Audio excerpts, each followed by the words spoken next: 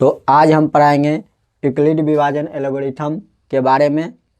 तो आइए हम लोग देखते हैं। तो इससे क्या निकलता है? इससे निकलता है HCF निकालते हैं। क्या निकालते हैं?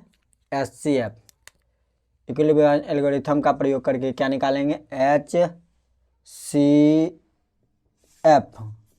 अब HCF कब निकलेगा? तो आइए हम लोग जब आप लोग भाग सीख रहे होंगे तो क्या सिखाया गया था चेक करने के लिए?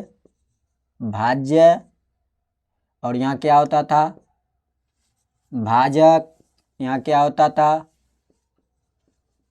भागफल। और यहाँ होता था शेषफल। यदि हम भाज्य को A मान लेते हैं,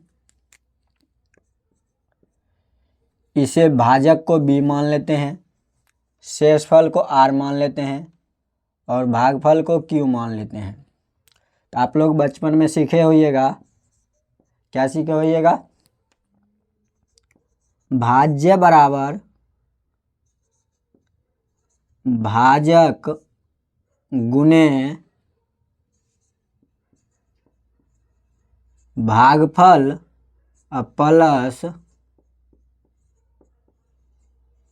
शेषफल। ये सीखे हैं आप लोग। तो भोलवा ध्यान दो इधर।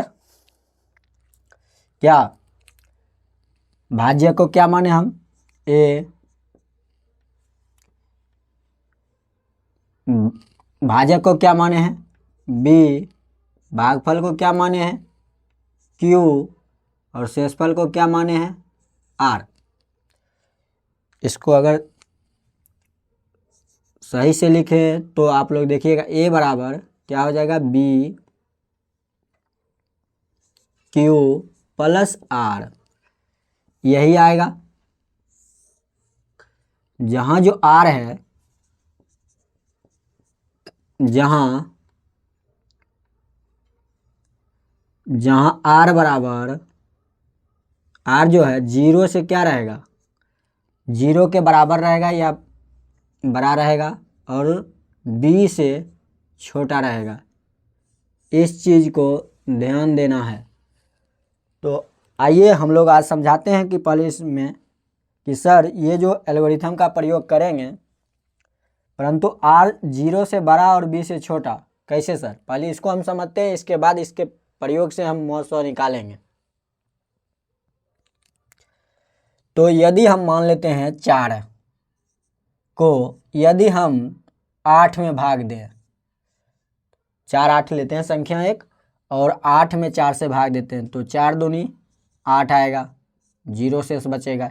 यदि 8 के जगह पर 9 रहता और 4 से ही भाग दे रहे हैं तो क्या होगा? 4 दूनी 8।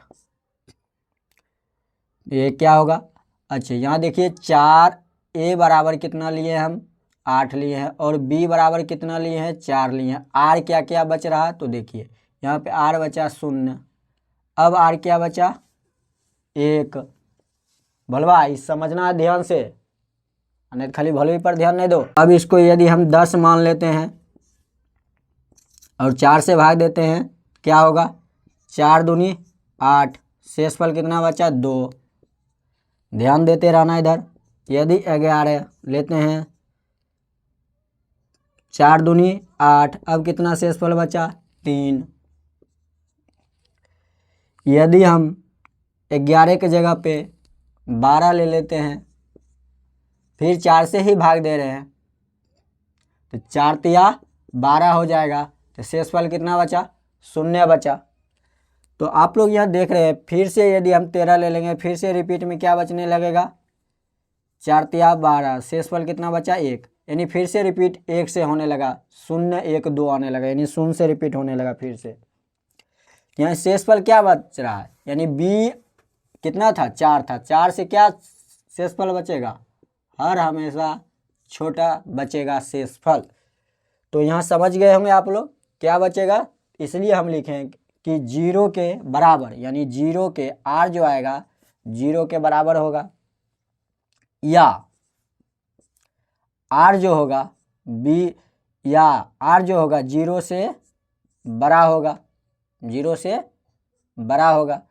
या दूसरा तरीका क्या बोले, या तो क्या होगा, r जो है, r जो कभी भी b से छोटा रहेगा, r जो है कभी भी b से छोटा रहेगा। इसको जो है कभी कभी जैसे r यहाँ बढ़ा दिए तो बड़ा इधर दिखाया जाता है, बाईं तरफ, इधर जिसे कंपेयर करते हैं उससे दाहिने तरफ रखते हैं। यहाँ भी समझ सकते हैं r छोटा है, ये b बड़ा है। इस तरीक़ा से समझे आप एक ही साइड से, क्योंकि हम इधर से ही यूज किए हैं इसलिए। तो आइए हम इसको आगे देखते हैं। तो हम लेते हैं संख्या 12 और 18 लेते हैं। जो बड़ा रहा, इसमें से बड़ा कौन है, जो बड़ा रहे बाबू उसको क्या मान लेना है, a मान लेना है। जो छोटा रहे उसको क्या मान लेना है, b मान लेना है। अब इसको भाग देते हैं। 18 में 12 से भाग देंगे, एक बार में लगेगा, ये घट के आएगा 6 आएगा, और 6 को फिर क्या करेंगे, ये 12 यहाँ चलाएगा। अब 6 दूनी 12 हो जाएगा, शेषफल क्या बच जाएगा, 0। ध्यान देने योग्य बात है, ध्यान देने योग्य बात है, ध्यान दो कि सर यहाँ क्या हो रहा है। यहाँ पर देखेगा तो लॉस 900 क्या निकला हमें, HCF, यानी 900 क्या निकला, 6 निकला।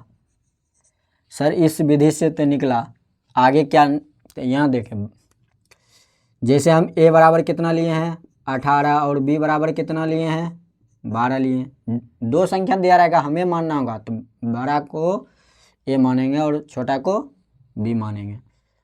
अब ये फार्मूला क्या है, इक्वलिटी विभाजन एल्गोरिथम का, a b q plus r है, ध्यान देना। तो a बराबर यहाँ कितना है 18 है, और b बराबर कितना है 12 है, और q ये बीच में क्या हो रहा है, गुना हो रहा है, और यहाँ पे r है, प्लस में ये r है। अब यहाँ समझना है, ध्यान से समझना है आप लोग को। यहाँ देखें 12 से कितना बार पहरा पड़े, एक बार, यानी हम ये देखेंगे 12 को यहीं समझना है, ऐसे नहीं बनाना, ऐसे बनाएंगे तब तो हो गया। 12 को कितना बार पहरा पड़े कि इससे बराबर हो या इससे छोटा हो, तो 12 को एक बार पहरा पड़ेंगे, इससे छोटा रहे या बराबर चले तो बहुत बढ़िया, नहीं आया तो एक बार पढ़ें। तो 12 के एक बार पढ़ेंगे और कहीं इसको क्या करेंगे, घटा लेंगे 12 को। यदि एक बार पढ़े तो कितना आया शेषफल, 6 आया। जो शेषफल बचा उसको यहाँ प्लस में लिख देना है। अब ये देखिए आप लोग यहाँ समझिए, एक समय में 12 क्या था, b था पहले, अब 12 क्या हो गया, a हो गया। अब क्या 12 बन गया है, a बन गया, यानी जो पहले b रहता है वो बाद में जाके a बनता है। यानी यहाँ ध्यान दीजिए, अब b से क्या बन गया, a बन गया, तो यानी 12 क्या बन जाएगा, a बन जाएगा। और यहाँ पर देखिए शेष जो r था पहले, अब क्या बन गया, ये पहले इसके लिए r था, अब ये क्या बन गया, b बन गया। तो ये b बन गया, तो ये जो r था ये क्या बन जाएगा, b बन जाएगा। ये इस जगह पर चलाएगा, तो b जगह पे चलाएगा, तो b पे क्या आएगा, 6 चलाएगा। और अब 6 को कितना बार पहाड़ा पढ़ें, जो कितना पुर जाए, 12 पुर जाए, तो 6 दूना 12। अगर नहीं पुरता तो उससे नीचे रहते या बराबर में रहते, तो 6 दूनी 12। अब बताइए 12 पूरा और 12 में से 12 घटाएंगे तो कितना शेषफल बचा, 0। यदि 0 शेषफल बचा, यदि 0 शेषफल बचा तो क्या होगा, हम बोले यदि 0 शेषफल बचा तो वो जिससे विभाज्य जो b था वही क्या हो जाता है, जो b था वही क्या होता है, ये b समझना, b कैपिटल B, जो b था वही क्या हो जाता है, मेरा 900 हो जाता है। यहाँ पर भी b क्या है, ये b है, और यही क्या हो जाएगा, 900 हो जाएगा। तो इसलिए हम क्या कहेंगे, HCF बराबर, यहाँ पर भी क्या आया, 6 आया। तो आशा करते हैं हम आप लोग समझ गए। Thank you. चैनल को सब्सक्राइब करें, बेल आइकन दबावें और शेयर भी करें। आप लोग शेयर नहीं करते हैं। Thank you.